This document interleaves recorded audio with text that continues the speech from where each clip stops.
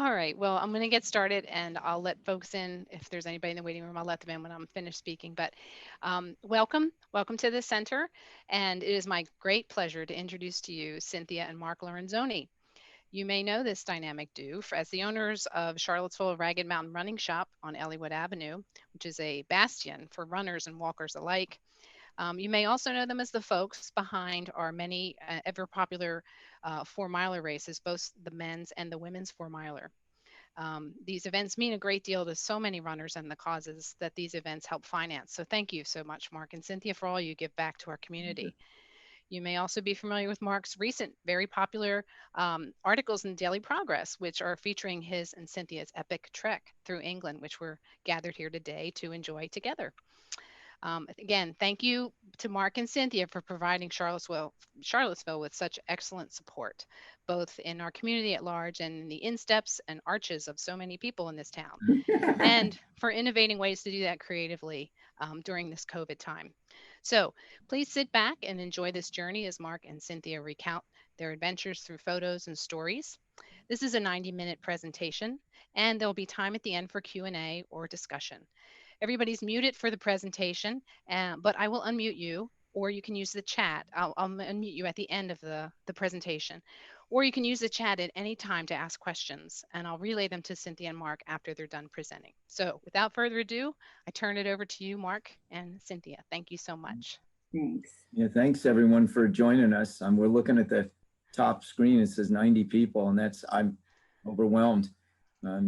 But I must say, this is going to sound a little arrogant, that if I saw this as a talk, I would have been keen on it, because this whole adventure was a dream, a trip of a lifetime for us, and certainly it was like a dream come true. And everything about it was everything that means a lot to Cynthia and I. So we're going to start with Cynthia, because she may have to pop out to help with customers. We really have become a family business during COVID. We always have been a family business, but it's just the 5 of us working, so it gets busy. She'll have to pop out. But Cynthia's going to talk about the preparation that we went through to get ourselves on the start of the walk. Yeah, so Mark and I have been married for 40 years, and when we were first married, his parents lived in London and in the coast of Wales. At 2 places, his dad was working over in London, and so we spent a lot of time in England visiting them, and they proceeded over the years to go over to England every summer. Then they changed it to France, but consequently, we went to England a lot, and it was a place we could go with our children as long as we could get over there. They had cars, and we had a place to stay, so it wasn't that expensive a vacation. So I guess the whole point of this is Mark and I love England just about as much as we love our own country. We never get tired of being there. We always find new things to see and do. And so when the whole idea of this coast to coast walk was brought to our attention, it just seemed like something that we wanted to do someday. And I do think we talked about it for a long, long time. Our friend Linda Scandor had done it not once, but twice. And so we had dinner with her, and she shared her journey across England. And we said, oh, we want to do this. Like, we're going to do this someday. And then, of course, like everybody, we're all busy. We have 4 children, we have grandchildren, and we have a business. So like getting the time, because you have to get over there, and then you have to walk across the country, and then you have to, and then like you could just come back home, but we wanted to spend some time afterwards. So we had to carve out like 3 weeks, which we've never done just as a couple. We've traveled with our kids, but never for 3 weeks. So here we were going without any of our family members, and it just felt a little bit decadent, but nonetheless, it was in January of 2019, I turned to Mark and I said, I think we should go this year. We've been talking about it for over 10 years. I just think that we just have to make it a priority and go, and I'm gonna just start working on it. And of course, Linda had shared so much information about her journey, which was very, very helpful. So Linda is a little bit more adventurous than Mark and I, and so she planned her whole trip. She navigated across the country on her own. She met people, and she did it all by herself. She carried everything on her back. Now, Mark and I are 62 and 65, so we didn't feel like we wanted to carry everything on our back, and we wanted to stay in nice B&Bs. And so we knew that there were these Sherpa companies that will schlep your bag, and they do all the pre-arranging. So the first step was to find a Sherpa service and to make a phone call to England and to learn about how they might help you navigate across the country. Because like Linda got lost the first time, but you know, we wanted to try to reduce the stressors. So like getting lost in Northern England, I don't know, I just felt like I wanted a little bit of help. And we did find a great Sherpa service. It was called Sherpa Expedition. I brought their book. This is the booklet we got when we signed up with them. They cost about, I think, in American dollars for the two of us. And if you go to their website, it's really great. So you can pick how many days you want to walk. So we decided we wanted to walk for 13 days. And so the actual trip was 15 days because you have the night before you start walking and the night after you finish walking. And you can do it, I think there's 16 days or 17 days. You can go with a guided tour. There are not that many opportunities to do that in a summer or in a hiking season. I don't know, there might be only 2 or 3 times that you can join a group, and they probably fill up pretty quickly. But Mark and I did want to spend this time alone without a group, and we felt like we could manage on our own with the help of this Sherpa company. So with that being said, we talked to them about what we wanted to do, and they gave us guidelines, and they said, don't book your flights. They asked us, when we wanted to go. And we said, after the 4-miler in early September, like give us a week, and then we'd like to leave like the second week in September and be gone for 3 weeks. So anyway, they said, we're going to book all your B&Bs. We're going to, it's all based on double occupancy. We'll make sure you have ensuite bathrooms. And then when we get this completed and we make sure we can get you in places, then you can go ahead and book your airlines. They said you have to get trip insurance because if something were to go wrong, they don't want to get people coming after them and saying, well, I got sick or my husband broke his leg and we can't go now. And why should we have to pay for it? So the trip insurance was really, really good. I think it was $170. It was totally worth it. They did require us to fill out a medical questionnaire, and I have it here. It's basic questions like, do you have blood pressure, high blood pressure? Do you have heart or circulatory diseases? Because it's not it's like climbing Mount Everest, but it certainly is challenging. So I'm a marathon runner. I've been running marathons for, since I was in my 20s, on and off, but like this was going to be challenging. I knew like running a marathon, it was going to be a lot of work, and I could appreciate that. Asthma, there's just a list of things that you have to sign off, and you have to be in excellent condition. Okay, so if you go to the Sherpa site, there's a 5-minute video on their website, and you can listen to that. So let's see what else I wanted to talk about. The cost. Oh, the cost was about $2,500 for the two of us, for all our B&Bs. And the one thing they said is you can only have one bag. There can't be anything hanging from it, and it has to be one bag per person. One bag per person, and it has to be 22 pounds or less. So that was a little bit stressful because like we didn't know what the weather was going to be like, and we weren't sure. We obviously probably packed way too much stuff. 22 pounds is plenty, but it did make you think about every little thing you were taking with you. That included the B&Bs and them sherping the bags to the B&Bs every day, and then breakfast, incredible breakfast. Yeah, and so they arranged all that for us. So so once we got confirmation, we booked our flight, and Linda really recommended us flying into Manchester. So the flight was Dulles to London, London to Manchester, and then we took a train. On hindsight, we probably could have got on a train in London, but at the airport and taken it all the way up. We probably would have changed trains, but everything went really well. The only little glitch is luckily we packed the week before because I wanted to make sure the bags were the right weight. But we got a call on Friday night. We were supposed to leave on Sunday afternoon, like most flights leave in the afternoon. We got a call on Friday night at 11 o'clock, which I almost didn't answer the phone. The only reason we were up is because we'd gone to a UVA football game, but they said, British Airways is going on strike, and so you got to get on a plane tomorrow. We got you on reserve for tomorrow, and you're not leaving Sunday. You have to leave a day early. Yeah. So we're like, okay, but it all worked out great. And on hindsight, that was really helpful because that gave us a day of rest before we did begin walking. Because the first day was 15 miles. So if we had gone with our original plan, we would have arrived late on Sunday evening or Monday evening, and then we would have had to start walking right away on Tuesday morning. Yeah. So it is good to have that day of rest before you do start the hike. So I think that's it. Travel insurance. Let me send you these guidebooks. Yeah, so once we got everything booked, they sent us our list of B&Bs so we could start looking at them. They told us how much we were going to walk each day to get from one B&B to the next. And they sent this amazing book. And this is something you can buy. I've bought extra copies, and has very detailed maps in it. So every day, like some days we had 8 maps to go through, because it's not like, Linda can tell you this, it's not like you get on a trail like you're on the AT and you're walking across England. You have to navigate and find your way. And like you might go down a lane and you might look for a fence and you go over the fence, and then you might cut across a field. And sometimes you're on a very noticeable path, but a lot of the times you are finding your way across the country. So the last thing I'm going to share with you, Linda had recommended this, is I had this Gut Hook app that I put on my phone. And when you download the actual coast to coast map on it, it just shows up as a red line. So if we ever got into a situation where we were not sure if we were on the right track or off track, I would just open my phone, because I didn't want to walk with it, because that seems kind of pointless if you're in this beautiful scenery. But anyway, it would say we were a blue dot. So if we weren't on the red line, then we were not on the right course.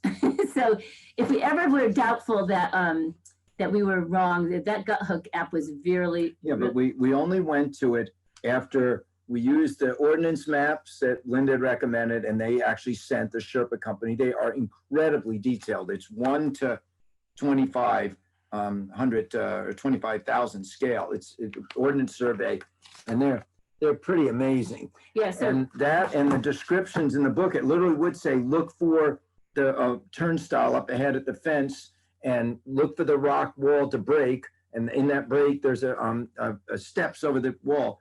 And when all else failed, we went to but we did still make mistakes, but we never really got totally lost, and we always found our way. And it was just nice to have the support of the Sherpa company and all the stuff that they sent us and helped us. And I felt like it was a really good deal. Like I felt like we totally got our money's worth, and it was very reasonable. Yeah. So anyway. Quick question. Somebody wants to know the name of that Sherpa service. Could you say it again? There's a bunch of different ones, because of course we met people that were, ours was Sherpa Expeditions, but the people that we met along the hike, they had used different people that were. And then the other thing that they sent us besides our, the first thing we got was our daily contact, like where we were gonna be, and what time was checkout, what time was check-in, in case we got done early for the day. It was all so well organized at their end, but I'm so type A, and I'm so uptight about stuff, and I just didn't trust it. And after 2 days, I completely gave in. This company, I wouldn't look at any other company. Every place was clean that we went to. We would get to an inn, a bed and breakfast, and there'd be other people checking in, and their reservation, they were with a different Sherpa company, and we could hear them saying, "You don't have a reservation?" We never once. Yeah, that was perfect. And I've got to tell you, for a type A guy, Jersey boy, pretty uptight, letting my bag, leaving it there at one inn, and they're saying 20 miles later it's going to be at another inn. I'm like, I don't want to let go of that bag. Really? Are you going to? I want to get in the van with them and make sure it got there. It was always waiting for us there at the next. Yeah, it was great. That is huge peace of mind. I finally gave into it. I think my blood pressure kept going down. Yeah, and then this booklet they sent us, it had places where we could eat dinner. Oh yeah. Some towns had one pub, some towns had several pubs. They recommend one bad meal. Yeah, everything was great. Yeah. And then they also sent, this is the last thing I'm going to talk about, and then I'll let Mark get going and you can see the pictures. But they sent this pre-departure information, and it had a list of things that we should bring. And one of the big discussions we had was footwear, of course. But I had read everything. I read so many books that people had written that had done this hike, and there's all kinds of information you can read. I really wanted to be prepared, and I didn't want to have any major surprises. Of course, Linda was helpful. She told us a lot about her travels, but I said, Mark, you have to wear boots. You have to wear waterproof leather boots. I was going to wear trail running shoes, which we think are great. We recommend them all the time to people. And Linda actually said, under no circumstances wear trail running shoes. It's too uneven. The terrain is too uneven. So we ended up with a boot like this. It's a lightweight hiking boot, but incredibly durable bottom. And I mean, this was great recommendation on Linda's part. From your wife. Yeah, and And so Linda. we both got, it's a company we actually carry. And then the other thing that Linda, the week before we left, Linda goes, did you get your poles, your sticks? And I'm like, come on, Linda, it's Mark Lorenzoni. Do I need a stick? Two-time Marine Corps marathon champ. Does she need a stick? She goes, yes. Oh my gosh. This little tiny, lightweight, and they fit right into your suitcase. It's like James Bond. I mean, they disappear. That was the single best recommendation. 4 legs, so much better than 2, especially when you're up there climbing with goats and sheep.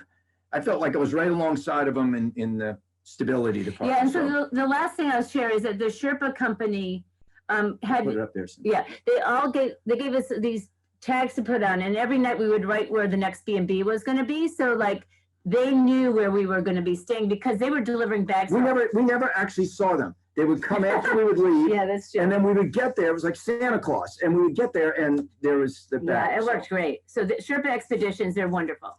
All right. All right, so I'm going to go check and make sure everything's okay. I'll be back. Okay, please. So another one of the books that Linda had highly recommended, and it's out of print, but you can find it, is Wainwright's Coast to Coast Walk. And of course, Wainwright was the man, it wasn't terribly long ago. Well, for a 65-year-old guy, it doesn't seem long ago. To a kid, 1972 seems like eons ago. It's like my parents used to talk about the Depression, World War II. 1972, it's in the history books. But Wainwright was this big-time naturalist, big-time hiker in England. And he wanted to come up with a way to get across England, one of the narrowest sections, without ever touching an urban area. And he wanted to go from one coast, the Irish Sea, all the way to the North Sea, and go through 3 national parks. And he accomplished it. And this is what we're going to talk about today. It's 192 miles, but we took a few detours and it ended up being 200 miles. So it worked out to 15 miles a day. But Wainwright, it is 10,000 people a year from all over the world come and attempt this hike.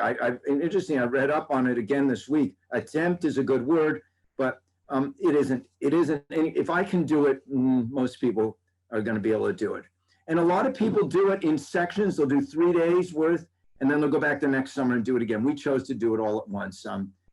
So it's called a through hike, meaning you're never going, not a circle, you're going, it's like a poor man's Appalachian Trail. So Carolyn, do you think we're ready to roll with the slides? Absolutely, go for it. So this first picture, obviously, this is on the train. And I must say it was weird you get on it, when we got off the train, that was the last time we were in anything moving us along for almost 2 weeks, which I got to tell you, I really got used to it. I mean, you don't realize how much stress driving is. People say, oh, driving's relaxing. Well, walking's a lot more relaxing than driving. And the train ride up was beautiful. Linda told us it's beautiful. And you're hugging the western coast of England from Manchester. You're working your way up. And St. Bees is this tiny little village, historic village, right on the Irish Sea. Of course, it's northern England, just on the western edge of Cumbria, which is, of course, where the Lake District is. And it was a classic little train station village. And then we went, we had this one day to kill time. Oh my gosh, what a smart one. This is just a view from our B&B window out to the ocean. It's one of these classic old B&Bs clung to the edge of the street with a window overhanging the street. And it turns out, Linda told us, explore if you have time. Well, we had a lot of time. We had a whole day. And it had an old school there, St. Bees School. It's a public school, which of course is a private school. And this old 13th century priory. Of course, we walked down to the beach to check it out and, we get a little teaser and just walked around the village. And it ended up being one of the neater villages along the way. There's Cynthia there. So we went in mid-September and we dressed for all kinds of stuff. And when we first got there, the first day it was raining. So we thought, okay, this is what it's about. And it ended up, we only rained one other day. So we had a lot of extra clothing. This is just the priory here. And then we our first day, and I mean, it's cheesy as could be, but at the same time, I couldn't wait. I could hardly sleep the night before because, Cynthia talked about I think preparation, surprises are fun. And I've surprised Cynthia many times over the years. I like surprises, but there is something about preparing for something and counting the days down. And I couldn't wait. I was so excited. And like I said, 10,000 people a year. This is a picture of, you can see Wainwright down there in the corner, legendary British figure. So the tradition is that you get down to the Irish Sea and you pick up a pebble, one of the polished stones there. It's a very stony type beach. Pick it up, put it in your backpack, and then it's 192, 200 miles later, you throw it into the North Sea. And you start with one boot. You put your boot in the water in the Irish Sea and tiptoe in, and then you put your boot in the North Sea 200 miles later. A son of one of our friends was battling a very terrible, rare form of childhood cancer, a 4-year-old kid. And so we had these bracelets and with his name on it. And that's what Cynthia's pointing to there. There we are. We kicked off and away we go. We hit there about 8:30 in the morning, off we went. And it's really surprisingly uncrowded, even though there's 10,000 people a year. There were some people started there. I figured, oh gosh, because I really did. I love the idea of doing it alone, to be able to go at our own pace. I stopped and took so many pictures, and to be able to go to the bathroom even. I mean, it's a kind of a private thing to talk about, but at 65 years old, you have to urinate quite often, and it's really pretty cool to urinate out there in the middle of the field with not having to. Oh my God, where's the bathroom? Where's the bathroom? So it was great. So here we are. We're hugging the cliffs of the Irish Sea and just working our way basically due north. And I show this because you go through about, I'm not exaggerating, Linda would tell you, several hundred, if not almost 1,000 turnstiles, or you climb up fence. And the rule in England, you're on public property most of the way, is just close the gate behind you. I mean, because if you leave the gate open, the cows get out. Here we are again, just hugging the cliff. And then this is one of the rare, actually, detailed signs that says coast to coast. Linda had warned us, the books had warned us. It's not quite as bad as Cynthia was saying, but it isn't marked like the Appalachian Trail. It's not that way. I think the Brits are so hardy and so used to walking in the countryside that it isn't as well marked. So anyway, this was was a neat old sign. And that's when we went due east and we started heading inland. And you go through, this is still the first day, you're going through farm fields and farms. The farms disappear, then you're going through public land, and then you're, it never ever, because it's called a horizon hike. The Appalachian Trail is a canopy hike. I personally prefer horizon. Cynthia likes canopy hikes. I like to be able to see way out ahead and way behind. We were catching up with some walkers here, and I'll talk about that in a second. And you can see Cynthia's got her poles in her hand, not using that because that was one of the places where the terrain was, flush and you didn't need the poles. This was a common sight. You walked along rivers and you would see, after a while, I stopped taking pictures of these ancient old bridges, but to me it was, we don't have a bridge like that in Charlottesville. It was just always such a neat sight. So this was the first day, and if you guys have read the column that I wrote, Linda had warned us, and the books have warned us, never follow people in front of you. And earlier in the day, we had followed some people in front of us, and it turns out they didn't know where they were going, but they looked like they did, so we followed them. And it only ended up being like a quarter-mile hiccup. Well, this big hill up on top of that hill, we weren't supposed to go up that hill. We were supposed to go around it, but we saw some walkers going up ahead, and so up we went. Now, it got us an hour out of the way. We lost an hour. But it was so worth it because the view at the top was amazing. And there was this old, I don't know, burial ground or something there. There obviously wasn't a marker and it wasn't in one of our guidebooks. But you can see the term horizon hike really jumps out at you. You can see Cynthia's got it. We had day packs, and I'll talk about that a little bit later about the lunch and things. But that's all we had on our back was the day pack. Here we are. Every once in a while you would hit a road, and the roads were not like walking on 250 or even on Rugby Road. They were quiet country lanes, and you'd walk along it and then pick up another path. And this was our first sight of the Lake District up ahead, and it was that was enticing to know that was going to be our next day. And then you pull into a village. This was the first night where there was a couple of pubs, kind of a stereotypical name, the Fox and Hounds, but they're all so neat, also unique, and also neat. Low beam, ceiling with the beams. And this was an actual river ran right underneath the parking lot. Next day we got up, and to me, I was always amazed at how I would get up every day and I wasn't tired. 15 miles a day we averaged. One day we did 25 miles. One day it was terribly treacherous hike, so it was only 8 or 9, 10 miles. But I think it was just we were getting so much sleep. Cynthia and I stay up late a lot of times, and then we get up so early to run. Well, we were getting up later because of they didn't serve these English breakfasts till 7 or 7:30 or 8 o'clock. So anyway, this is the start of the Lake District and probably one of the most beautiful places I've ever been. And you had choices. Linda had told us in the guidebooks, you have choices. And it's pretty common knowledge now, especially since I wrote this article. I'm terrified of heights. And the mistake I made is I only asked people who aren't afraid of heights if there is any scary parts on this hike. And of course, their answer was no. Like Linda, she's not afraid of anything. So she says, of course, it's great, easy.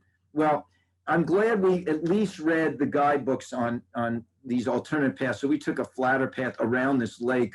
You could have gone to the right there and been on the edge of that mountainside there, but we ended up in this. It was just a fern-lined path, and just took us along to our first big climb of the day. This reminded us a lot of the Tetons and the hiking we'd done out there. And then we ran into this kid. I call him a kid. He was a sophomore in college at Cambridge, and he was on his own, and he was camping. So he had a full backpack on, and he latched onto us. We latched on him. His name was Harry, and his biggest concern the whole hike was each day getting to cell service so he could call his mother, because his mom was so terrified that he was going to get eaten alive out there or something. So he was such a cute kid. And then this was the start of the first, excuse me, first climb of the day, first climb, excuse me, of the hike. And this is just a youth hostel. It's the oldest youth hostel in England. It's called Black Sail Hut. Anyway, we got to this end of the trail, and I'm like, okay, where does the path go? Where's the path go? Well, it went up the side of the mountain there. It went up almost 2,500 feet straight up. They don't believe in switchbacks, and it's all old big stone stairs. And that's where that's me crossing a path and crossing a river before we got to the climb. But this is, again, the view up top. Pretty amazing. But having those poles, or people call them sticks, pretty incredible. And even just a little tip, a couple of people gave us tips about the day packs. I didn't know that you were supposed to strap the day pack not only around your waist, but around top, because then the weight's distributed properly so your back never gets sore and I never got tired of carrying that pack, and always had some kind of hydration with this, because you're working, you're really getting dehydrated throughout. So that's looking back on, you can see why they call it the Lake District. There's lakes everywhere. It's like out of the Sound of Music. This was just, after a while, I got so used, I would talk to all the sheep along the way, say hi to them. And I was just fascinated. They were all over the place, and I thought they were wild. And then it wasn't until I knew they had to belong to someone, but you never hardly ever saw any farmers out there with them. But it wasn't until a friend of mine, Philip, a guy, a coach, gave me a copy of this book, The Shepherd's Life. And it's all about, it says, Modern Dispatches from an Ancient Landscape, James Rebanks. This is absolutely tremendous book. It's like a James Herriot, if you've read All Creatures Great and Small, but this is a generational farmer, like fourth generation, and pretty rough life, but pretty neat stuff. And this seeing the sheep out there, after I read the book, it hit home even more. Here we're on the other side of the mountain heading into our second stop. And this was a one bed and breakfast village, and it was one-stop shopping. The pub was in there, dinner was in there, breakfast was in there, and our sleeping quarters. And again, bag waiting for us. Third day, we ran into the only rain of the trip. It was actually a tropical storm, which I thought was a bit of an oxymoron, tropical storm in northern England. But there is such thing, Gabriel, and it lived up to its billing. But I was actually psyched to get our gear on and test it out and walk through it. And this is not unusual to hike across shallow creeks, and we had to get to the top of that mountain there. And again, if I'm terrified of heights, literally terrified, and I made it through all this with a lot of help from Cynthia. coaching me from behind. And anyway, it was a fun day actually, because it was warm enough that we never got cold. And and again, you should always be hydrating even in rain. You're burning up fuel in rain just as much. This is on the other side, and I mean, it's just even on a terrible day, the scenery was just so beautiful. This was a common sight. England, when they talk about stone walls in England, these are 400- or 500-year-old stone walls, and the farmers pass it down generation to generation on how to keep them repaired. They never, ever look run down, ever. And this was just a great sight as we came into Grasmere, which is a very famous village. It's where Wordsworth hung out for 9 years and wrote a lot of his poetry. It became a poetry haven, kind of a commune for poets in northern England. This was just a common sight. We'd walk through a cow field, and I just was fascinated by it. Here I am. This was the next day. We're still in the Lake District, and this was common sight. Just, had to kind of say, excuse me, ladies or gentlemen, out of the way. And this is looking back at Grasmere. If we had been with a tour group, we ran into one tour group along the way. They looked miserable. And I know why they're miserable, because there was some guy guiding them that's saying, let's keep going, let's keep going. I don't always want to keep going. I want to stop and take photos, or I want to just stop and pause, or take a break. And I always found that looking back was every bit as cool as looking forward. So I could look back and say, look, Cynthia, we just covered that last 3 miles there. We just conquered that. And it's kind of a neat feeling. There it is again. The paths, Cynthia said they're not defined. They're very defined. It just is that you come upon 4 paths, they divert, and you go, which one do we take? And they're not always so obvious. It isn't like one's immediately to the right and one to the left. They're kind of meandering like spider web. There we are. Just again, that day was really special. We walked up to a tarn up top, and I'll show you this in a second. There's those stone walls. This day we ran into, the only time we ran actually into a farmer, was a young guy running down the hill chasing. He had 3 dogs, and they were chasing this stray sheep. And he told us that he's been so frustrated with this one particular sheep because he hadn't been able to give it a haircut. He'd been chasing it since June on a regular basis. And I said, well, it went that way. Yeah. I mean, the guy was bounding down the hill. It was right along this section, actually. So, yeah, we saw that one right. Okay, I've got 2 of the same in there.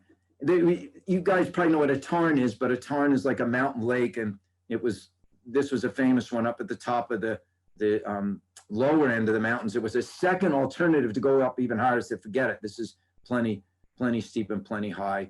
So, poles really, again, coming in. This is one of the main reasons to go alone. In the morning, they pack you put your, every bed and breakfast had this. You put in your own order the night before, whether you want veg, tuna, meat. They had like 6 different choices: wheat bread, white bread, French bread.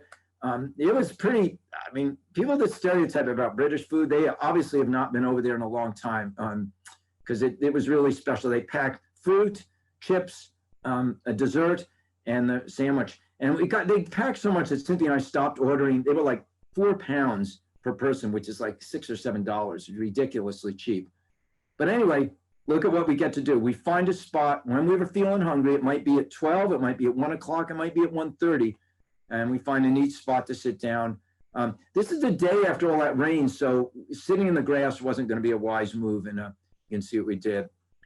And there we are down in the valley. We're heading now into our next destination, which this was the most beautiful place that we settled in. It was kind of a mistake because this is Patterdale, and that's the Ullswater, which is the 2nd largest lake in the Lake District. It's 9 miles, a 9-mile lake. It's like the Finger Lakes, except with the unbelievable mountains along the side. Anyway, our Patterdale reservation, the Sherpa Expedition said they were booked at Patterdale, so they had changed it right before we got over there. And we went into this village of Glen Riding, and oh my gosh, this was our B&B. If you look up there, it's just beyond, it says Caddy's Cam. These were shops there, and just when the shops end up there on the left was it was our bed and breakfast. And we were on the 3rd story. And we kept the window open that night. It was chilly. It got down in the mid 40s. And we listened to that river rushing down. This is the village green on the right. This was a really special village. Now, this is where we picked up 5 extra miles and got ourselves closer to 200 miles. There was an option to go around Ullswater and avoid the tallest peak in the Lake District, which I had, after 4 days of climbing, it wasn't that I was tired of feeling scared. And I just needed a break from that. And it turns out it was a wise move because it was 35-mile-an-hour winds that day up top, and people actually literally got blown to the ground, not blown over the edge of the cliff, but blown to the ground. So we took this flatter walk around the Ullswater, and it picked up 5 extra miles. It ended up being a 20-mile day. It was absolutely stunning. Sailboats, little villages, old manor homes and farms along the way. And you're hugging the edge of the river, but it's a river, the edge of the lake. But it, if you ever see me in any of these pictures, you'll notice I'm always closer to the safety, and I'm never, Cynthia walks right on the edge. I'm like, ah. So you see, look at that. I'm never over to the left. Obviously, you give way to people coming in the opposite direction. This was a cool day because it was a Saturday, and we started running into other walkers, and they were day walkers from the villages. Just amazing. I was kind of sad when we left the site of the lake and went inland. These look like the same pictures. They're not. It's just a repeat of we're miles away from Glen Riding at this point. Cynthia grew up on a farm, a dairy farm, and it was a real treat for her. She's farm girl they grew up working the farm, and all their 6 kids. And for her, this was really neat to be literally walking through. That looks like a made up picture. And there we go. There we go. This was we came upon Shap. I think this was the 5th day. And this is Shap Abbey. It's legendary. And this literally is on the path. You took a little diversion to get to it, but it was an old abbey from, like 10th to 11th century. And Henry VIII's guys had taken care of razing it and destroying it. But this part was left. You can see the skeleton of the old abbey up against the wall of the bell tower there. That was really neat. We came upon that night. We came in. It was a Saturday night. We came into our B&B was above a pub, as many of them were, and I thought this was just classic. A pint of beer, fish and chips, and we watched a football game, which of course soccer, with all these rowdy locals from Shap screaming and yelling. So as I told you guys, the path goes east to west, west to east, and it never touches an urban area, but there are major highways that go north-south, and this is I think the M6 or the M16, but anyway, either go up over them or you go under them, or in one case, we had to go across it, which was scary. It's like crossing 81. And so anyway, we went up over the top, and this is when we met this other British couple, Sue and Graham, who we just instantly fell in love with. Very similar political views, ways about the world, a similar sense of humor, similar marriages, similar number of years married. And they had a dog with them, Neo, that was a freak of a dog as far as how well behaved it was. It was a shepherd. You think, what is this picture? And this is Audrey and Stuart. We got a FaceTime call from Audrey, and this was essentially what the call was about. They were engaged. And the Sue and Graham, this was a 20-mile day. We just met them, so they didn't feel comfortable like hanging to us as we were having a private FaceTime conversation. It wouldn't have been a problem if they did. And so they went out ahead of us, but their sheepdog, Neo, sat down on the ground, crouched, looking intently at us. And we were done with the phone conversation, and they had disappeared from sight. And the dog, I said, "What's wrong with you? Go with your masters." And it wouldn't move till we got moving, and we caught back up with him. And Graham said, you had strayed from the flock, and so Neo was making sure you were safe and coming with us. So this was one of the neatest places. We had lunch. It was just an old stone bridge, and this is when we were Sue and Graham. So this was a long day, but an easier day because it wasn't. We're out of the Lake District now. This was weird timing. This train went right as I was like designed to happen. It went train went right over the top of us. This is Kirkby Stephen. This is what. That's like the halfway part. No, this isn't halfway. Oh. Halfway's coming up, but you're close. This was neat. The cathedral there, 13th century. It's called the Cathedral of the Yorkshire Dales. It's dubbed that as a nickname, but we stayed in a B&B right on the main street there. It was great, but we said goodbye to Sue and Graham because they had, that was a halfway point for them for the dog. They had to restock the dog food and stuff. This is typical. You would leave the villages, and the description of the village, it was like a maze. This was just like you would never have found this without the guidebook, and you work your way out. This is up to what they call the 9 standards, which is interesting enough, was on the cover of the guidebook. And they were believed, I Googled this last night to get a little more information because They don't know. they're not sure. They're just gigantic. There's Cynthia climbing. There's the sheep again. They're 8, 9 foot tall. There's 9 of them, but it's kind of dividing Cumbria from Yorkshire at the top of the Pennines. Pennines. And you can see we have our gaiters on. Yeah, guess why we have the gaiters on. So that was the day we were going through the bogs, and we didn't know what gaiters were, but that's what they are, and they just help keep your legs dry and your water going in your shoes. So we got up top here, and we had been warned, and there were some bad stories we heard about the bogs. And the latest story was just a couple weeks earlier. A big tall guy had gotten off the path. Now this is the cheesy part. They had stones down, but eventually the stones disappear, and it becomes every man for himself. And there's guideposts a quarter mile apart, and they said you got to make it to the next guidepost without sinking in this quicksand, literally. But they said, do not follow a straight line to the next guidepost. What? So don't take the shortest route to the guidepost. You got to circumvent around. And they said, look for deep, rich green spots. Those are the bogs. So stay away from it. So it's like out of Indiana Jones. It really felt like that. And there's one there. That's an obvious one. A lot of times they were hidden. But we made it through. This is, again, these are kind of backwards because the stones. They dropped those stones in because it gets so wet, and you can see almost every day it was sunny. Yeah, we were lucky. So this could be really, really boggy. This is where a lot of people get lost, I think. And these stones were dropped there by a helicopter. Yeah. Because we're out in the middle of nowhere. There's no roads anywhere. So it was pretty fascinating. And it's I think when it's really, really wet, those stones are very rarely handy. You can barely see in the picture, and I'm bummed I didn't get more pictures of her this day, but we ran into this Dutch woman who was hiking alone, and she was so hardy and tough, and she kind of went out ahead of us a few steps, and we followed her. That was one day we did follow someone. You basically had to jump from tuft of grass to the next tuft of grass. I actually fell in at one point, and Cynthia found that quite humorous. But here we are. We're now just on the outskirts of the Yorkshire Dales. So we're out of the peat bogs and climbing our way into the Yorkshire Dales. And this was the village. It's Keld, and I'll show you here. This is the halfway point.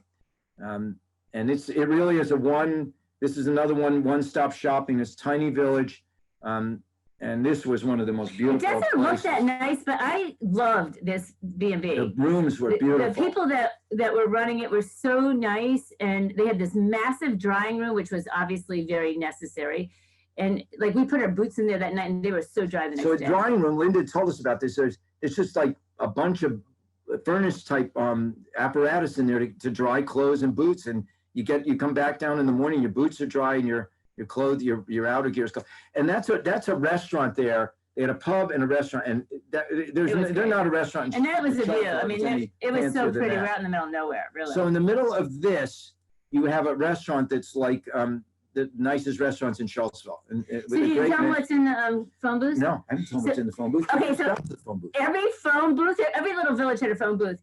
They all have there's no more phones. They have defibrillators in them. Yep, they're filled with defibrillators. I'm like, what's going on over here in England? But I don't know. I just thought that was cool. Yeah, you open it up and you can't make a phone call anymore for obvious reasons because everybody has cell phones.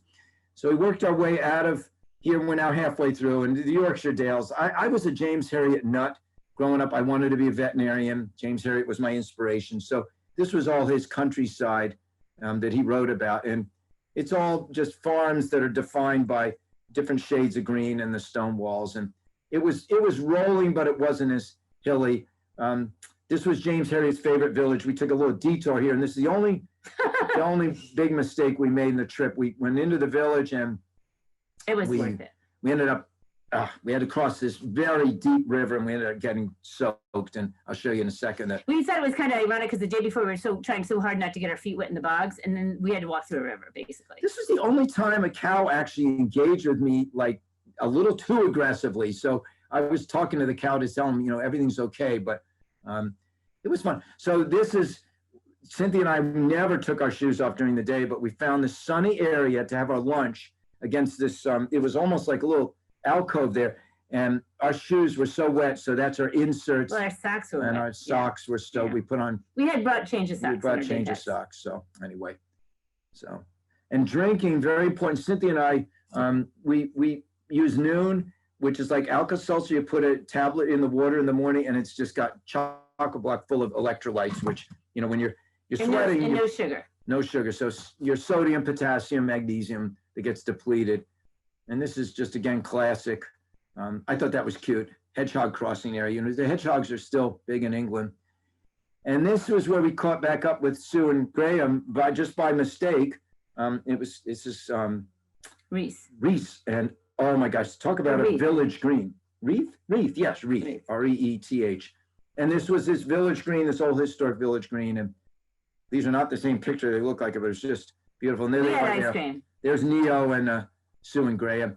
Sue had picked up a black eye along the way since we'd last seen her, and it was she had fallen and hit the side of her eye. So you have to be so her careful. Sherpa service came to check on them because they walked the whole way with the dog, and they said that 50% of the people that start with the dog don't finish because the dog gives out. Like it's a long way for a dog to go. But this obviously is a dog that they walk all the time, so it was really, really it was a great walker. So anyway, but they saw her black eye and they were so concerned. They said, "Do you want to go get it checked? Are you sure you don't have a concussion?" Because half of her face is black and blue, but she was fine. The Sherpa services are incredible. I called them a couple of times for different reasons, and they picked the phone up and just as friendly as can be. It was great.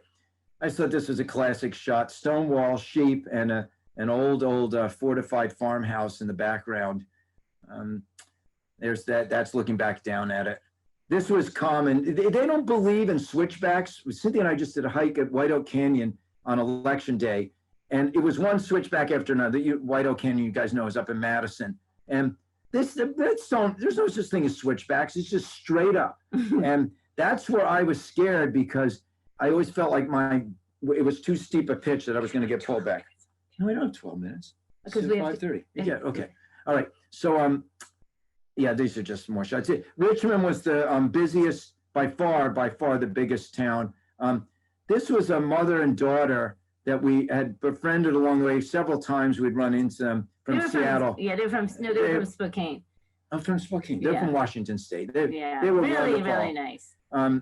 The mother is on the right. She ran into some trouble and had to stop, I think, after we said goodbye to them here. We didn't realize. She was like in her mid-70s, mid to late 70s. It had nothing to do with her age. She had bad shoes. She had terrible shoes.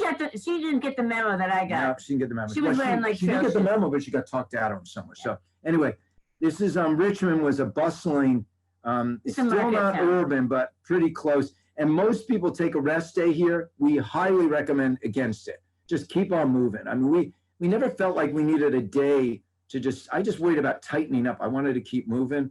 And so there's our Dutch friend. I think her name was Marita, maybe Marika. Oh my gosh, she was so nice. She had left her husband and kids at home and said, "I'm going hiking across England." She stayed in hostels. Yeah. They have great hostels. They're really nice. This is yet another bed and breakfast. It was in a little village green. That Richmond has a beautiful castle. Oh my gosh. And everywhere you walk, you see the castle in the background. That's a church in the town square. So this was our longest day. Was the next day, 25 miles. And this is classic coast to coast walking here. You got to look really carefully. But we got to this field and it described where you needed to go on the other side of the field. But thank goodness there was a worn out path. If it had been raining, that path would have disappeared. We can barely see this ribbon of a path. So I said, "Cynthia, snap a shot of this." And then this is another classic. You go through a hedgerow, the path is defined, come out the other side. Very long day, but Cynthia and I always stopped. We stopped at almost every church and went inside to explore because these are, 1300s, 1400s. That what's the kissing gate there. Cynthia's underneath.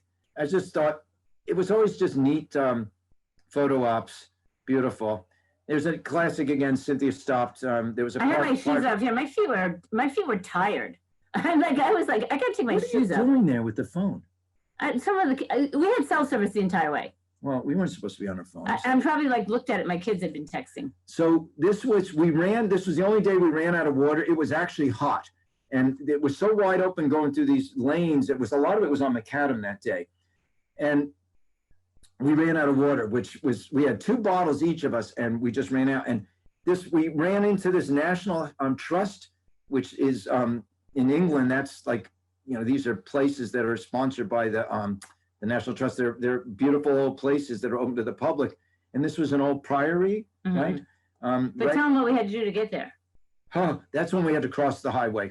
And that was the really entire scary. trip. That was the most terrifying thing. He goes, I think we should call a cab. I want to call a taxi. I'm like, we are not calling it. 6 lanes. You're out in the middle of nowhere. You want to call a cab? Going 70 miles an hour. So we hooked arms and we waited for a break and got to the median and then waited for the break. The median was like 2 feet wide. But this 25-mile walk was worth, because this was one of the quaintest villages. Osmotherly, OSMT. Yeah, it's like mother in the middle, yeah. And this was our bed and breakfast. Never disappointed with our B&Bs. Look, it's right next to a newspaper agent, they call him. And that dinner that night after 25 miles and our beer was great. And it was just every night was a celebration. It was a celebration of the day what we had accomplished. It was a celebration of our marriage. It was just a celebration of being fortunate enough to be on the hike. This was a church in this village. We took a lot of pictures of these churches. There's Cynthia, probably on her phone again. No, you're talking to. So 5 hour, 6 hour difference. So we talked to the kids. They'd be at work. We catch up with everybody. Next day, we're now leaving the Dales and heading. Yeah. So that hike that day, the reason it was so long was because from the Yorkshire Dales to get to the Yorkshire Moors, the next national park, it was about 20 miles. Yeah. So you're leaving the Dales, the Yorkshire Dales, and then you're having to get to the moors. So that's why we're out in these paved roads and not walking through this kind of countryside. So it's a lot more heather, and it really is the moors. They don't kid around. But what I thought was everything was going to get flat because we're on the moors, and we just still did a lot of climbing up and over. I'm scared here again, but I've always coached Cynthia. I've been her coach since she came out of college, and she became my coach this entire trip. You just, you can do this, you can do this. So we walked. This was an old railway bed. It was a rails to trails, and had been for mining. It had been an old mines are like iron mines. Iron mines. And what I loved about this, it reminded me straight out of like Hound of the Baskervilles or Daphne du Maurier. If you've read any of those books, that was our place, our destination to have our drink and dinner. And we could see, they told us that you would be able to see it for miles. You can just barely see it, make it out, poking up on top of the ridge. And it was the Lion Inn, and this was probably the neatest. There was nothing around us. That was the only thing there. And it was the happening place. I can't remember what day of the week, but it wasn't a weekend night. And I think it was so back again the next day, more of the moors. And then just by chance, we stumbled upon a pheasant hunt, and they had warned us. They came up. That was a Saturday morning. We came up on them, and we started to walk by them. And they said, you might want to walk behind us. And what they're doing is they had a line of people, probably about a half a mile in both directions, a quarter mile in each direction, so a half a mile total. And they were walking through the field, beating the field with these orange flags. And they were all dressed in the garb. And they were chasing the pheasant out and then there was a bunch of hunters down there shooting the pheasant. So it was pheasant season. It was the opening day. And there's this guy in the classic outfit with the dog retrieving, and you see him, he's got him in his hand, the pheasant. Then we came in, what the heck was the name of this town? Egton Bridge, yeah. Egton Bridge. This was neat. It was a town full of, it's like a little mini Venice with rivers all through. And we were drinking beer again. We drank a lot of beer. That was dinner time. So, and then this is one of my favorite shots. This is kind of a classic shot. That was the next morning leaving. That was our last day. This is our final day.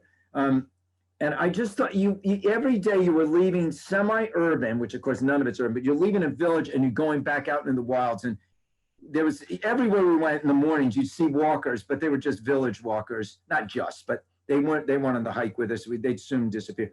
Now we're heading towards the North Sea, and we went into our only forest, really.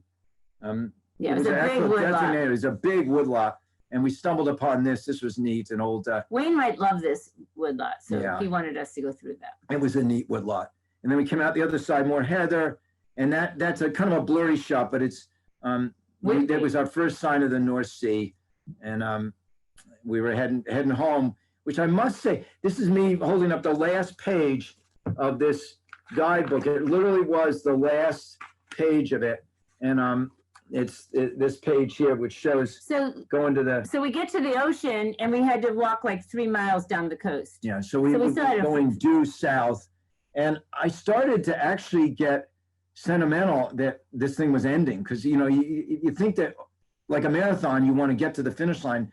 And I realized it was going to be over. We were renting a car and going to Scotland, which sounded really anticlimactic compared to what we've been doing. So somebody stopped and took a picture of us. And now we're just walking into Robin's Hood Bay. Can you imagine? That's the name of the place. It's an old smuggler's cove. And there it is there. We had been there before with our children. Yeah, on a driving tour many years earlier. And of course, the tide was out, which was a bummer because you're supposed to put your foot in the ocean, in the sea, and then throw this rock. So we had to walk and walk and walk and walk some more. And there's Cynthia, thumbs up, and putting her boot in there. And there goes the stone. And then same thing with me. We threw our pebble back in. And this was Robin Hood's Bay. And there's this Bay Hotel. It's the classic ending to the trip.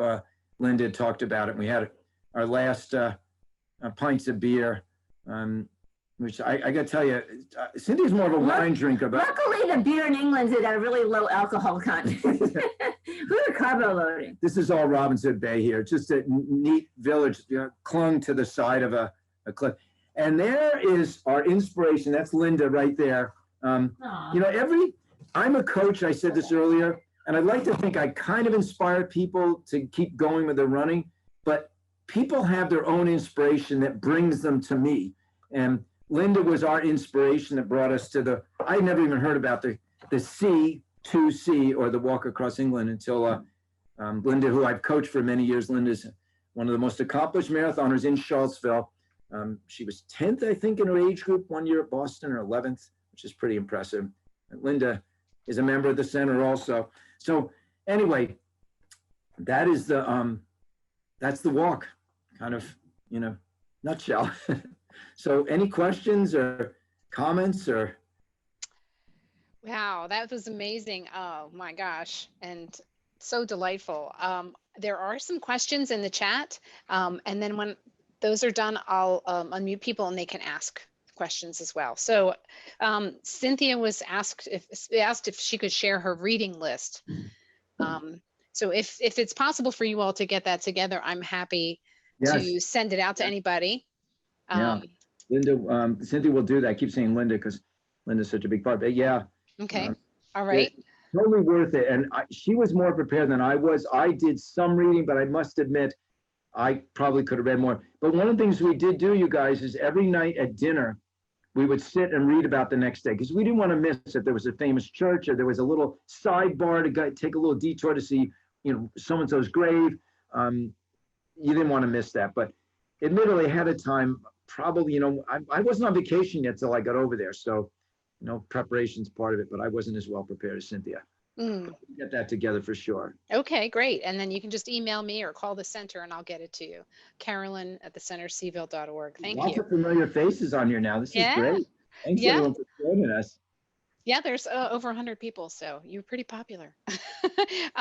There was also a question, hope that you will share the list of what you packed as specific as possible as to brand names. So again, that's something you feel like sharing, I'd be happy to pass that on. And someone asked about the hiking boot brand and if you carry the poles and the boots at the store.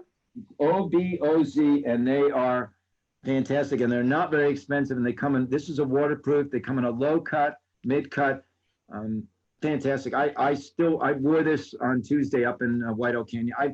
I cannot tell you how secure I feel in this boot. And if you look at the bottom, there's hardly any wear on it. I was kind of bummed there wasn't more wear at the end because I wanted to show people how I'd worn them out, but I didn't wear them out. So.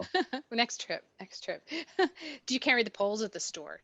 They want No, you would get those like at LL Bean or the outfitters in the Barrack Road Shopping Center, and they're great because you can adjust them depending on your height.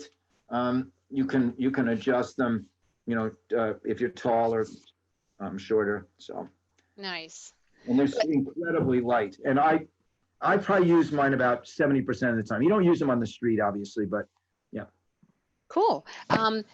I'll give you how many hours a day did you walk? How many hours a day did you walk? Yeah. That's a good question. So interesting enough, it was almost the same every day, even though the distance, we averaged 15, but we told you one day we did 25, and the other days we might have done at the short end 8 or 10. It was all about the terrain. So that walk from Richmond to Osmotherly, that was 25 miles, there was hardly a blip on, so we could really haul, and a lot of it was on the road. So we could get clipping along at 3.5, almost 4 miles an hour on the road, whereas some of the treacherous terrain, we were doing 1 mile to 1.5 miles an hour. Just being careful, and enjoying it. But how many hours? Again, type A guy, I would have wanted to start earlier each day and spend a little more time in the village at the other end. But we were bound by the rules of the house of when they serve breakfast. And I didn't miss a single breakfast. I felt like that fuel was so important. I ate like, they had granola, fruit. They had oatmeal. They had any egg you wanted, any type of egg, and eggs Benedict even, and all kinds of juices and all. I mean, it was toast and tomatoes and mushroom. So I ate everything every day. But the problem is, some of the places didn't start breakfast till 7:30 or 8. So I was always anxious to get up. But the latest I think we got anywhere was 4:30. Most places it was 2:30, 3 o'clock, 3:30. So we had loads of time to explore the village, take a shower. We took a shower each day at the end of the day, and then we always had a drink and then a delicious dinner every single night. It wasn't a bad meal the whole way. And we only had fish and chips, I think, twice. Had to have it. So yeah, that's a standard there. Lots of questions coming in. Let's see. How did you train for this trip? Yeah. Well, I probably, you guys know I run, but I run less and less now. I'm pretty much predominantly a walker. I walk 6 days a week, and I only run the one day. Cynthia still runs 5 days a week, and then she'll join me we go out together, she runs, and then we walk together at the end while I walk during the run. But I think this is embarrassing, you guys, but the most I got up to walking wise, I think was 6 miles. Linda be slapping my wrist saying, Mark, that's pathetically low. But I got to tell you that it isn't a race. And this is why you don't go with a tour group. You only go with a tour group for one reason, that you worry about getting lost. Other than that, I don't see the benefit of it. I just loved going along at my own pace. We stopped so many times. So the only time I was kind of winded was those steep climbs. And even there, if I had been with a group, I would have been in the back, and they would have been, I took so long because of my fear of heights. And so anyway, I was pathetically undertrained, and I never felt like it affected me. I would say that if you're overweight, that you'd probably want to lose some weight before going to, because weight is the biggest factor in handicapping you on a trip like this, as far as slowing you down. So you might, I can always advise people on that, with some kind of weight loss program that we'd have leading up to it. That will, even if it's, if you're 40 pounds overweight and you lose 10 or 15 pounds leading up to the trip, that's going to have a significant boost for you. But yeah, Linda was always more prepared for her trips than I was, but it's a little overrated again, because you're sleeping so much and you're stopping so much. If it was a marathon running where, you're chip timed, then it'd be different. So. Gotcha. I think you mentioned you went in September, but what time of year did you go? September. Weirdly enough, when Cynthia and I the day we started the trip, we realized, because I was keeping a journal, and I'm glad I did, because you forget little details, that was the 40th anniversary of us meeting each other. We met in 1979, and September in 2019 we went, and she and I were married a year after we met. So it was our 40th year being together, but it wasn't our 40th actual anniversary. That's lovely. Yeah, it was a perfect time to go. And I know we lucked out with the weather, because people that will tell you horrific stories of fog and rain, but I think we went at a good time of year. September there were less people on the trail. Apparently, It gets a little more crowded, though crowded is probably a loose term. And we went up to White Oak Canyon on Tuesday. Now I thought we were beating the crowds by going on a weekday, but I guess election day, there wasn't a parking spot available in that White Oak Canyon. And the whole way there were people coming and going. And over there, it wasn't like that at all. I mean, it was a lot more sparsely populated. Another question. Did you experience injuries along the way? And if so, how did you treat them? Yeah. Cynthia and I brought with us, because we treat injuries here at the store, we're not doctors, but we're constantly messing with people's inserts or putting a pad here, doing this. I brought a small pair of scissors, some duct tape, all kinds of padded stuff. And we brought all kinds of extra, like plantar fasciitis socks, all kinds of things, just in case. I brought extra inserts. And by the end of the trip, I had given it all away, because so many people along the way they'd be complaining about something, and I'd say, here, when we get to the village, in my bag, I've got this or that. I didn't have it in my backpack, but we gave it all away. So many people were experiencing all kinds of niggly things. And a lot of it was, I don't want to toot our own horn, but it's footwear. That poor woman from Seattle or Spokane, she got poorly advised on footwear. We got good advice, not only because we do it for a living, but people like Linda said, do not under any circumstances go in a trail shoe. So no injuries, but I must say, you guys, the downhills, because they're so steep, they were steps, but I said there were no switchbacks. Well, this doesn't count as switchback. Well, one step would be here, and the next step would be here. The next step would be here. So I had those poles going all the way up. I kept saying to Cynthia, one false move, and this trip is over, because if I break an ankle, they're going to have to cart me out of here, and we're done. So no, I was extra cautious. I told you earlier, type A guy. So I'm like connecting dots all the time. If this is not a trip you'd want to rush through, because you would get hurt. So that's awesome. That you didn't get hurt. No injuries. You were asking if there's any injuries. Yeah. Lots of potential for injuries. Were the meals included in the price? I believe you touched on that. The breakfast, which was pretty spectacular every day, we never were disappointed with the breakfast. Lunch was, like I said, 4 or 5 pounds for this gigantic heavy bag full of food. I was really worried. That was one of the things I was anxious about, like how will we get food for the middle of the day. We brought a lot of bars, but we hardly ever ate them, because what we realized very quickly was that if we just asked them to make us a lunch, they would pack us a lunch, and they would ask us what we wanted.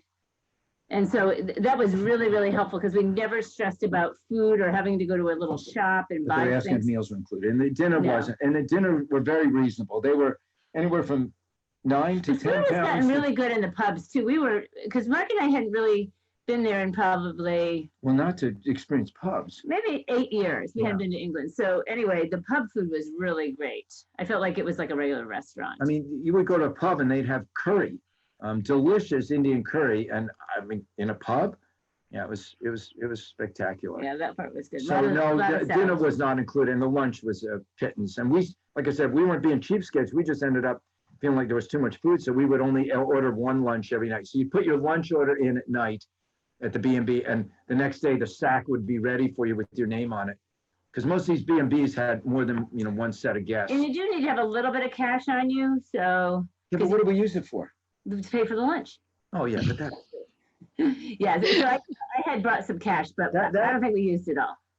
I kept telling people when we got back that the stress level, if you're thinking about finding your way, yes, that's somewhat stressful, but the stress level for all the other things in life just disappeared. And I felt like we were roughing it. And at the end of the day, we were sweaty and we were a little dirty. But then I felt like Downton Abbey every night because our bags were waiting for us. That was pretty decadent. I mean, that was a real treat to not have to worry about our stuff. And every day, like always when we've gone to England or traveled, we've had a car. It's just the way we've always done it. And so nice. And because I guess we have so many children, so instead of taking trains, we have taken trains, but we mostly just rented a car. But it was so nice every day just to get up and walk out the door. And all we had to do is walk. And we didn't have to worry about it finding, we had to find our way, but we weren't navigating roads and driving on the other side of the street. And Cynthia and I are famous. If people don't know us, they swear that we're on the brink of divorce. And it's like, they don't get it. It's like, we're like the couple in Seinfeld. We're constantly arguing and bickering. And we were with each other for 13 days we literally never were out of sight. I mean, we can get in the shower together, but we were never away from each other. Not one argument, not one time. We got in the car, the rent-a-car to go to Scotland, and of course it was raining, and we were in the middle of this city because that's the only place we could find a car. And we started arguing almost right away. Yeah.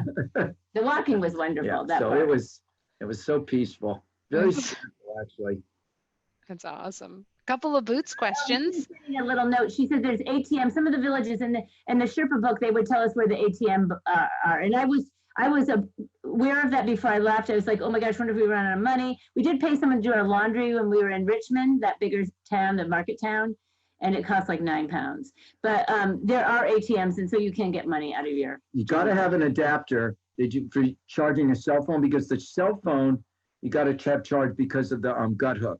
And we actually had an extra charger that someone had given me. It's a portable one. It was a gift, actually, because I complimented hers and I coached her, and she goes, here, let me buy you one. So so it's a portable charger, and you just would plug into that when it would run down. But Cynthia left the charger. I say Cynthia, I was just as responsible. Yeah, no, we left plugged in the wall of yeah. the first bed and breakfast. So we found one. It was okay. Yeah. Did you, oh, sorry.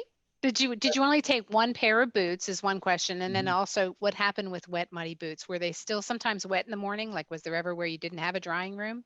Yeah, because it only rained that one day. And once we got through the bogs, we were home free. I mean, there were some wet spots, or like when we had to walk through the rivers. Right, but they never were wet. Even that day that we got so wet, they dried the next day. We would take the liners out and let them take the liners out, let them dry, stuff it full of a paper towel. Because of the limit with the weight on the luggage, we only took 2 pairs of shoes each. So I took the boots that I was hiking in every day, and we wore them on the plane, which I was really worried about, but we just did it and it was fine. Well, we were worried this would be uncomfortable, but it wasn't. And we had our. And I had another pair of shoes. And so at the end of the day, after we took our shower, we could put our other shoes on. It was so nice to have something else to put on besides your boots. Like a sports car. Yeah, that was a big luxury. So, but that's all we took was 2 pairs of shoes each. Awesome, awesome. What camera did you use for your beautiful photos? Just I bought him a new phone right before we left because he wanted to carry a camera. I'm like, Mark, it rains every day in England. Like, you are not going to be pulling out your 35 millimeter zoom lens camera. Like, no, it's too heavy. And so I said, well, let's just get you a new camera. It's a new phone and it'll be just as good. And he's like, I don't know how it's just as good, but it worked great. That's awesome. That's awesome. Did you all use any fitness tracker apps? I know you mentioned the Gut Hook app for, where you're going, but. Well, I did use my Garmin every day. What was our record? How many steps? It was like 50,000. I know. It was one day we got 50,000 steps, and it was crazy. Yeah. So I was just more interested in the mileage. So I was not always 100% accurate, but when we start every day, I would try to remember to turn it on, and then that gave me an idea how far we walked each day. And again, in an aerobic sense, because we were stopping so often, it really wasn't quite as strenuous as it would be if you were continuously walking for 20 miles. Because we stopped so much to take pictures and look around. So nice. I'm sorry, I was delinquent. I just unmuted everybody. So if anybody wanted to ask a question using your own voice, please do, or thanking Mark and Cynthia, whatever. So I think you can all unmute yourselves. Not that everybody should at once, but if anybody has a question, there you go. Bo? Hey, Mark. Hey, Mark. Hey, Cynthia. Well, you know that Tony Baglioni and I are going on this walk in June. That's right. Yes. When are you going? We're leaving the end of May. We're doing exactly what you suggested. We're taking a night or a day before we actually start the walk. And the walk, I think, starts on either the 2nd or the 3rd of June. And we're doing the I believe it's the 14-day walk. Yeah, so you have those options. Cynthia talked about that earlier. There was one couple that was on an 11-day, but they were stressed out. They were moving so fast, and they seemed more anxious. So one of the things I noticed today when I was looking at the Sherpa Expedition site is you can go and do half of it. There's an 8-day walk from from St. Bees to Kirkby Stephen, I think. And then likewise, there's a walk from Kirkby Stephen to Robin Hood's Bay. So if you want to do it in 2 different goes, You don't have to do the whole thing But at that's once. great. You're going, Bo. I mean, it's And so one of the things that we did in St. Bees, because we had the extra time, is we took the train, because the train's so close, it's right in the middle of town. We took the train up to Whitehaven, which was quite a big town, and it was like a coastal town. I had a fortified neat. city, and neat. That was yeah, the, that was that was neat. the rest day. It was like a 2-minute See train if there's ride. any other questions. Oh, my, nice. That was nice. Nice. Well, of course, we're going in June, and I hope the weather's going to hold out for us and no tropical storms or anything. Right. Yeah, no, she had checkered weather for one of her trips anyway, with some fog and rain, and that's where that gut hook really comes in, because Yeah. And the Garmin. So the other thing about the Sherpa company that you wouldn't necessarily have if you were organizing this all on your own, and it was, and some people are just adventurers like that, like Linda, but they gave us, when we got up to Patterdale, we had to go over this Kixie Pike, which is the highest peak. Mark goes, I don't think I can climb that. I talked about it. Yeah. I talked about it. So there was a bad weather alternative that we noticed in our packet of stuff from the Sherpa Expeditions. And so, like, till that night before, when he's telling me he didn't want to climb up that peak, which on hindsight, it was really good, but we realized that they had highlighted on these topographical maps an alternative route, because as we know, if you've ever been to England, if it's foggy in those northern climates, it's foggy, you cannot see. Take the lower route, was foggy. Yeah, so they did a lot of that. So We're signed up to go with Mac Adventures. Okay. Which is it's a Sherpa type of company. It's exactly what you guys did. Yeah, they're wonderful. They'll schlep our bags from one location to another. Yeah. Well, Bo, I'll be excited to, it's interesting. I've been writing this series in the Daily Progress every Sunday. Yeah, we've been reading them. Yes. This Sunday's day 7, and I've been encouraging people to walk 15 miles a week and to mimic our 15 miles a day. But anyway, what was I going to say? Oh, I've lost my point. I can't remember. Oh, shoot, I've lost my point. I know where I was going with it. That's what happens when you get old. Yeah, I've lost my point. You forget what you're saying. Well, what you were probably going to say was sorry, Bo, what? No, I say what you were probably going to say was that you ended up only walking 6 miles or so a day, and really not do as I say, not as I do, huh? One of the things that I thought I was feeling really, that Cynthia and I, here we were in our mid-60s, early 60s, and we were going to be the old people on the walk, and that we were going to get talked about, because they say after a few days you start seeing familiar faces and you begin to get nicknames, and like Cynthia, they called her the ponytailed American, because Cynthia's always in a ponytail.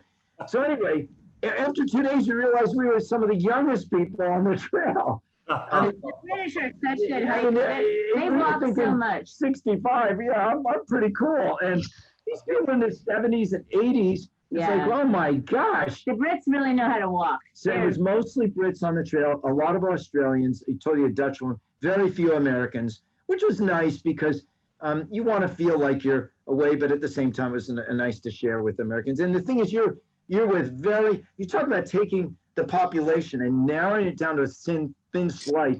It was very like-minded people that enjoy being outside and enjoy being with one another.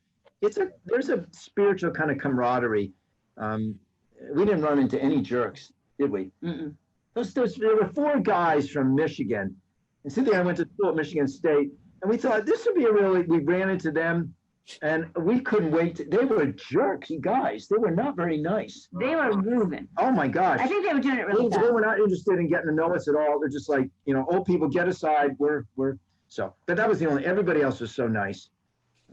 Especially our friends from Somerset, Sue and Graham. I'll probably catch you in the shop here before we leave. All right. Are there any other questions? Betty Bollendorf, you're unmuted. Did you want to say something? Oh, well, I just wanted to say that I have an English son-in-law, and I've been sending him your stories from the progress, and now he's anxious to go. Oh, Yeah. You should do it. I call it a poor man's Appalachian Trail. You feel like you've walked across a country, and it isn't any country. It's one of the most magnificent places on earth. You walk through 3 national parks, but it is attainable. You can do it. They say it's rigorous, but you can do it. And the Appalachian Trail, I have so much more admiration. I always thought that was really incredible, but I have so much more admiration for people who have done it. Having said that, I don't have 2 months. I haven't had 2 months really since I was 20 years old. Who has 2 months? People that are retired. Well, the problem is that We're you looking get forward old to enough, that. you want 100 miles. I guess you could do it. So anyway, Well, thank you for sharing. It was wonderful. yeah. Well, thanks so much for listening. Well, one of the reasons the pictures are so lovely is because it was so sunny. Right? It was remarkable. Yeah. Like, who would have known? It was not what we expected, certainly. But as you said, even those cloudy days, it's still magnificent. Yeah. And those pictures were stunning as well. Yeah. I must say at the end, it's going to sound corny, but I just had everything was enhanced. I felt like I had a deeper appreciation for the world and for the environment. I felt like we'd stepped back in history. I've got a deeper appreciation we have a lot of time to think. So about friendships and our life back home and what we have. It wasn't just getting away and said, oh, this is so much better. It really, in a weird way, even though I loved every minute, it enhanced what I already have. And I must say, it was really, for Cynthia and I, it was one of the nicest things we've ever done in our entire relationship, just to spend that time alone, really without an agenda, other than just get to that next village. There's something very rhythmatic to it, almost like sitting by the ocean, hearing the waves coming. So, yeah. Yeah. That's really, really lovely. Thank you. I mean, people go on trips, all kinds of trips for so many different reasons, but to have that as one of the unexpected pleasures, it's really quite amazing. And this James Rebanks, you can follow him on social media. I follow him on Twitter. Just a lot. This Philip Lorsch friend of mine locally, he got Cynthia a signed copy. This guy, this Rebanks, is so obsessed with preserving the heritage of these great British farms that are disappearing bit by bit. Because you walk right close to where his farm is. This is his latest. It's called English Pastoral, and it's very interesting. It's called an inheritance, and he's basically talking about both things: the inheritance of his farm, the family farm, but he's also talking about inheriting the earth and taking care of the earth. And one of the things, I got a little annoyed with him in his book when I first read it, because he said there's all these coast to coasters that come through walking, and they don't ever really have a deep appreciation for the stone walls or our way of life. And nothing could be further from the truth for me. I felt like writing him a letter saying, I loved your book, but let me tell you, this Yank, this American, found himself over and over again saying, who the hell built those walls? Who the hell repairs them? Yeah. Who takes care of these sheep? So I kind of took him to task on that, because I did deeply appreciate that way of life. But if you really want to get an insight, this was tremendous, The Shepherd's Life. So, yeah, so I can get that list of books that I, read, and a lot of it was reading what Linda had written about her hike too. But just like in Wainwright's book, just really trying to really understand what we were getting ourselves into. And I guess, like, in closing, the thing that I loved, because we have spent so much time traveling around England, and we've been to the Dales and the Moors more than once, but to actually be in, like, I had never been to the Lake District, and we had, I don't know if Mark had, but no. But to actually be in the land, like to be amongst the sheep and be like away from the villages and be part of the landscape, that was really special, and you can't get that very easily. So quiet. Like, I'm very anxious. Like, Linda has done a lot of walks, and it is a really nice way to experience an environment. It's different than, like, if we did a driving tour of the Lake District, I'm sure I would enjoy it, but this is a higher level of appreciation. It forces you to get intimate, to immerse yourself. You guys, walking is the fastest growing sport in America. For Cynthia and I, we changed the name of the store a few years ago, Ragging About Running and Walking, because it's half our customers. And I now have a rule. If anybody comes to shop and I say, so what's your exercise? And they'll say, I'm just a walker. I only walk. I say, stop that. You are never to use that term again. You are a walker. Because walking, the benefits of walking are now equal to running. If you walk the same distance that your neighbor runs, you get the same cardiovascular benefits. You burn the same amount of calories. Interesting. I see Dean Carey's on the line, and he would confirm it, that this is actual truth. So it's no more I'm just a walker. It's that I'm a walker. This is the future, I do think, of a way of life in this country of people immersing themselves in their own environment by walking. And you have to walk fast. You can't dilly-dally to get the same benefits of running. And you have to go the same distance. You can't walk. Well, you have to walk to where you're sweating. Yeah, you got to sweat, but no panting. Panting's not allowed. That's anaerobic. You got to be aerobic. But if your neighbor runs for an hour and you walk for an hour, that doesn't cut it. You got to go the same distance. So anyway, and there's loads of places. Each week in this column, I try and give a tip of a place local to kind of a hidden gem. You have so many neat public places to walk now. So awesome. I know a couple other folks, a lot of thank yous for amazing presentation. I've gotten lots of emails already asking for your packing list and your book list, so I'm happy to get that out. I want to say that this is being recorded and it will be on our YouTube website, and I sent the link to that. Expected in maybe by early next week at the latest. And anybody else want to say something? Comment? Yeah.